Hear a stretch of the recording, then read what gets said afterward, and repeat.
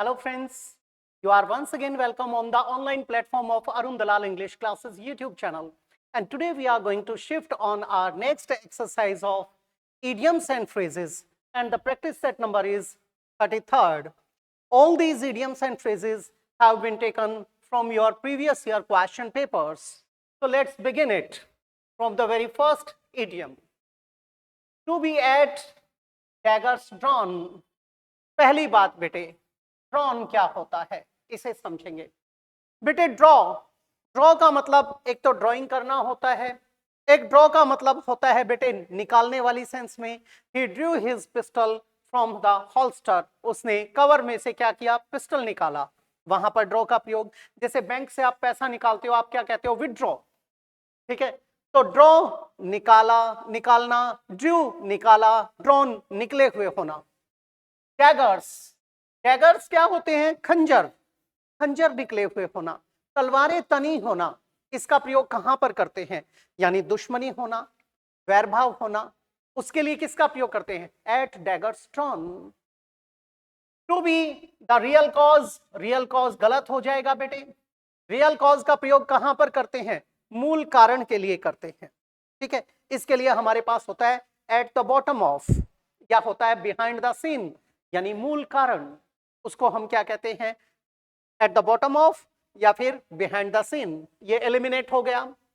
To be non plussed और perplexed, ये भी गलत हो जाएगा। क्यों गलत हो जाएगा बेटे, इसलिए क्योंकि perplexed, bewildered, confused, non plussed, इनके लिए हमारे पास इडियम्स होते हैं, जैसे एट सी, जब आदमी पूरी तरह कंफ्यूज होता है। एट अ लॉस, वहां यूज किया जाता है। इन अ फिक्स होता तो इसका प्रयोग करते, या फिर क्या कहते हम, एट वंस विट्स एंड, तो हो सकता था। यह भी एलिमिनेट हो गया। टू बी एट एनिमिटी और हॉस्टिलिटी या एनिमोसिटी, यह हो सकता है। कॉस्मिक फ्रेंडशिप बेटे गलत हो गया, हमारा क्या आ जाएगा, C option. To be at enmity, hostility और एनिमिटी। और एट डैगर्स ड्रॉन के लिए हमारे पास और भी इडियम्स होते हैं, जैसे एट लॉगर हेड्स, और दूसरा होता है बैड ब्लड, इनका प्रयोग कर देते हैं। तो हमारा फर्स्ट क्या था, ये। आगे बढ़ जाते हैं बेटा। सेकंड में क्या कहता है, विद ओपन आर्म्स। आप क्या कहते हो अक्सर, welcome somebody with open arms, किसी को दिल खोलकर वेलकम करना, यानी to give somebody a red carpet welcome, बड़ी गर्म जोश के साथ स्वागत करना, उसकी बात की जाती है। अब यहां पर वार्मली बेटे, वार्मली हो सकता है। कोल्ड ब्लडेड मर्डर्स होते हैं आप लोगों के, जिसमें आत्मा दहल जाती है, जो पूरी प्लानिंग के साथ होते हैं, जैसा आप क्राइम पेट्रोल में देखते हो या फिर सावधान इंडिया में देखते हो। और अगर होता इन कोल्ड ब्लड, उसका मतलब क्या हो जाता, डेलिबरेटली, विलिंगली, इंटेंशनली, उसकी बात करते। ये हमारा गलत हो जाएगा, एलिमिनेट हो गया। To fully resemble one, resemble यानी टेक आफ्टर, शक्ल मिलना, झलक आना, किसी से मेल खाना, ये भी एलिमिनेट हो गया बेटे। कोल्डली और फ्रोस्टली, रूखेपन के साथ, ये भी हमारा गलत हो गया। हमारा क्या आ जाएगा, ए ऑप्शन। वार्मली यानी give somebody a red carpet welcome, ये बन जाएगा। To have an axe to grind, अब इसे भी देख लेंगे बेटा। ग्राइंड बेटे, आप लोगों के घर में जूसर मिक्सर ग्राइंडर होता है। दूसरा, आप लोगों के पास कई बार ये चाकू छुरियां तेज करने वाले आ जाते हैं, वो ग्राइंडर लिए होते हैं, उसके ऊपर ग्राइंड करके उसे शार्पन कर देते हैं, तो वहां की बात करता है। To have an axe, axe क्या है, कुल्हाड़ी। To have an axe to grind, इसका मतलब होता है अपना उल्लू सीधा करना, मतलब निकालना। कहां से निकला था, यूएस प्रेसिडेंट से। एक बार यूएस प्रेसिडेंट अपने खेत में काम कर रहे थे, उन्हें एक स्टोन मिल जाता है, वे खेत से निकालकर उसे बाहर डालने के लिए जाते हैं। इतने में एक बंदा आता है उनके पास, वो उन्हें विश करके और कहता है ये कहाँ मिला, वो कहते हैं यहाँ था, मैं बाहर निकाल रहा हूँ। कहते हैं एक बार मुझे दे देंगे प्लीज। वो उनसे लेता है, उनके पास कुल्हाड़ी थी, उसे उन्होंने शार्पन किया और पकड़ाकर थैंक यू बोलकर निकल गए। अब बाद में उन्हें समझ आया इनसे अपना मतलब निकालना था, इसीलिए मुझसे क्या था, मुखातिब हुआ था, मुझे विश किया था और फिर चला भी गया थैंक्स बोलकर। तो इसको कहते हैं बेटे to have an axe to grind, यानी अपना उल्लू सीधा करना। लीड ए टच स्टोन, बेटे गलत हो गया। To have no selfish motive, बेटे नो नहीं आएगा, सेल्फिश मोटिव होना चाहिए था, गलत हो गया। To have a vested interest हो सकता है।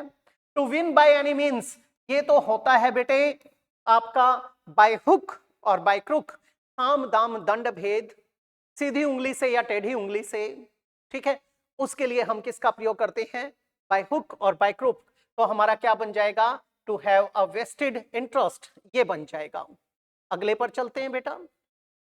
टू बिड फेयर, बिड पहले इसी को समझ लीजिए बेटे। बिड के दो मतलब होते हैं।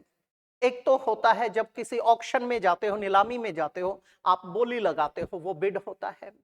दूसरी बात, जब आप किसी से मिलते हो और हेलो हाय करते हो, उसके लिए हम ग्रीट का प्रयोग करते हैं। जब आप good morning, good afternoon, good evening बोलते हो तो इसका मतलब विश किया आपने। लेकिन जब आप कहते हो गुड डे या गुड नाइट या फेयरवेल, तो वहां पर आप यूज करते हो bid. I bid farewell to my parents, उन्हें अलविदा कहा, इस अंदाज में। तो यहां पर बिड क्या है बेटे, आपने जो बोली दे दी, जुबान दे दी वो, और फेयर क्या था, सही, ठीक है। बिड फेयर का मतलब है आपने जो कमिटमेंट किया है उसके ऊपर खरा उतरना, उसके लिए किसका प्रयोग करते हैं, बिड फेयर का। टू बी रिलेक्टेंट, रिलेक्टेंट का मतलब होता है अनविलिंग, अनुच्छुक होना, गलत हो गया ये तो। फिर कहता है to take a firm stand, बेटे हो सकता है, यानी डिटरमिन कर लेना, दृढ़ निश्चय कर लेना। टू शो प्रोमिस, वायदा निभाना, ये बेटर है, ये नंबर 1 पर आ जाएगा, ये नंबर 2 पर यूज करेंगे हम। विद ऑल एनर्जी, इसके लिए होता है fight tooth and nail, in in full operation, ये भी गलत हो गया। तो हमारा क्या आ जाएगा, टू शो प्रोमिस, ये बन जाएगा। नेक्स्ट पे चल पड़ते हैं बेटा। चिकन हार्टेड, तुझे जैसे दिल वाला, इट मींस येलो बेलीड, कमजोर दिल वाला। जब आप किसी को डरा देते हो, दरवाजे के पीछे खड़े होकर आपने डरा दिया, या कोई मास्क पहन के आपने किसी को डरा दिया, तो दूसरा आदमी एकदम से उसके चेहरे का रंग उतर जाता है, फीका पड़ जाता है। उसके लिए क्या यूज करते हैं, चिकन हार्टेड या येलो बेलीड। जब कभी भी किसी पक्षी को, परिंदे को पकड़ने की बात आती है, आप देख एकदम से उसे डराते हैं, हूं करते ही वो दुबक जाता है, तो वो क्या था, चूजे जैसे दिल वाला। अब कार्डली, बेटे हो सकता है भीरू के लिए आया, कातर के लिए आया, डरपोक के लिए आया। फियरलेसली, ये तो निडरता को बता रहा है, गलत हो गया।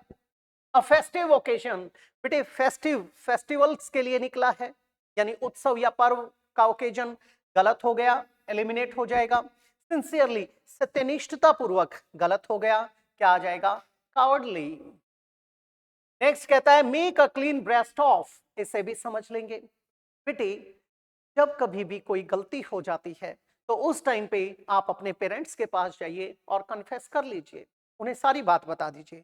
हो सकता है आवेश में वो आपको डांट दें या आपकी पिटाई कर दें, लेकिन जब बाहर कोई बात बढ़ेगी तो वही आपको क्या करेंगे, बचाने की कोशिश करेंगे। जब आपने कोई अपराध किया है, कोई गलती की है, उस चीज को पूरी तरह से किसी के सामने स्वीकार कर लेना, उसे क्या कहते हैं, make a clean breast of. तो बेटा, to blame others for one's own faults, दूसरों को दोष देना, गलत हो जाएगा बेटे। To discourage others for nothing, बिना किसी कारण के किसी को डिमोरलाइज करना, डिमोटिवेट करना, निरुत्साहित करना, गलत हो जाएगा बेटा। To respect with great courtesy, बड़े शिष्टाचार पूर्वक किसी का क्या करना, आदर भाव करना, गलत हो गया बेटे। To confess fully one's fault, अपने दोष को पूर्ण रूप से स्वीकार कर लेना, क्या आ जाएगा, डी ऑप्शन। नेक्स्ट है pros and cons. Pros and cons क्या होता है, आप अपने पेरेंट्स के पास जाते हैं और उनसे कहते हो कि मैं बिजनेस शुरू करना चाहता हूं। आपके पेरेंट्स कहते हैं बहुत अच्छी बात है बेटे, लेकिन इन्वेस्ट करने से पहले एक रफ ड्राफ्ट तैयार कर लो, एक ब्लूप्रिंट तैयार कर लो, ताकि आपको यह पता चल जाए इसके क्या फायदे हैं, क्या नुकसान है, आपको कितना इसमें इन्वेस्ट करना है, प्रॉफिट हुआ तो कैसे उसको आगे फर्दर इन्वेस्ट करेंगे और सेव करेंगे, और लॉस हुआ तो उसको कैसे बेयर करेंगे। तो किसी चीज के पूरे प्रोसेस को, यानी प्रोसीजर को, प्रक्रिया को, और उसके कॉन्सिक्वेंसेस अर्थात रिजल्ट्स को समझ लेना, उसको क्या कहते हैं, प्रॉस एंड कॉन्स। यानी किसी चीज की मेरिट्स और डिमेरिट्स, एडवांटेजेस और डिसएडवांटेजेस, यानी उसके फेवर में और उसके अगेंस्ट सारे पहलुओं को समझ लेना, उसे क्या कहते हैं, pros and cons. To amuse one self, amuse बेटे आपके अम्यूजमेंट पार्क्स वगैरह होते हैं, यानी एंटरटेनमेंट के लिए, ये तो गलत हो जाएगा। टू कीप साइलेंस यानी कीप मम, खामोश रहने वाली सेंस में, चुप रहने वाली सेंस में। टू डिसीव एंड मिसलीड, बेटे धोखा देना और गुमराह करना गलत हो गया। क्या आ जाएगा, रीजंस फॉर एंड अगेंस्ट, उसके पक्ष में भी, फेवर में भी और उसके विरुद्ध भी, क्या आ जाएगा, बी ऑप्शन। नेक्स्ट है बेटे टू द बैकबोन। बेटे बैकबोन क्या होता है, जो हमारी स्पाइन होती है। अगर किसी व्यक्ति की स्पाइन टूट जाती है, बैकबोन टूट जाती है, तो वो पूरी तरह से दूसरों पर निर्भर हो जाता है, पैरालाइज्ड हो जाता है एक तरीके से। और बैकबोन क्या करती है बेटे, सारी सपोर्ट इसी की होती है। ये क्या है, एक जो इमारत है उसमें एक पिलर का काम करता है, एक कॉलम का काम करता है, स्तंभ का काम करता है, पूरे को ये सपोर्ट देता है। वो नहीं है तो इमारत ढह जाएगी। तो पूरी सपोर्ट किसकी है, इसी की है। कहता है बेटा वेरी वीक तो गलत हो गया। वेरी स्टिंजी, ये भी गलत हो जाएगा, तीखेपन वाली, कंजूसी वाली सेंस आई, गलत हो जाएगा। फिर कहता है थॉरोली यानी कंप्लीटली, हो सकता है। टू डिस्करेज, निरुत्साहित करना, गलत हो गया, क्या आ जाएगा, सी ऑप्शन। नेक्स्ट है बेटे to face the music. Face the music का प्रयोग कहां किया जाता है, जब कभी भी किसी चीज के परिणाम को भुगतने की बात आती है वहां किया जाता है। यानी आपने किसी को कहा अप्रिशिएट करते हुए, भाई गाना शुरू करो, और उसका बिल्कुल बेसुरा राग था, आपको वो झेलना पड़ रहा है। तो किसी के बेसुरे राग को झेलना, किसी चीज के परिणाम को भुगतना, उसके लिए क्या कहते हैं, face the music. To love music by heart, बेटे गलत हो गया, एलिमिनेट हो जाएगा।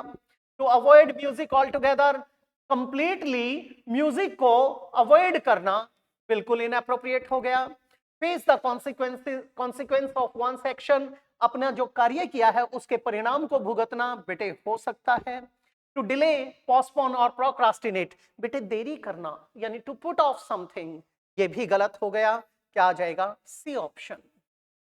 नेक्स्ट है बेटे टू एंड फ्रो, इसे समझेंगे। टू मतलब डेस्टिनेशन की तरफ गया, फ्रो मतलब जहां से बिगनिंग हुई, यानी from one position to another, आगे पीछे। जैसे आप लोगों का पेंडुलम होता है, वो एक पोजीशन से दूसरी पोजीशन पे जाता है, आगे पीछे डोलता है, उसके लिए क्या यूज करते हैं, to and fro. Back and forth, आगे पीछे हो सकता है। टू बी पजल्ड और नॉन प्लस्ड, ये तो गलत हो गया, थोड़ी देर पहले आया था इसके लिए, at sea, at a loss, in a fix, at one's wits end, गलत हो गया। टू बी अमेज्ड और ग्रेटली एस्टोनिश्ड, ये बेटे आश्चर्यचकित होने के लिए आया, बिल्कुल इनअप्रोप्रिएट है यहां पर, ये तो टेकन अबैक के लिए आता। टू रिप्रूव और रिप्रीमेंट, डांटना, झिड़कना, फटकारना, स्कॉल्ड, रिब्यूक, चाइल्ड, रिबफ, ये तो वहां आता है, ये तो गलत हो जाएगा। ठीक है, अब यहां पर हमारा बना ए ऑप्शन। तो बेटा ये थी आपकी एक्सरसाइज अब के लिए। अगली एक्सरसाइज में आपसे फिर से मुलाकात होगी इसी प्रकार के किसी नए टॉपिक के साथ। मिलते हैं बाद में, जितनी प्रॉब्लम्स हैं आप पूछ सकते हो। इजाजत चाहूंगा, नमस्कार दोस्तों।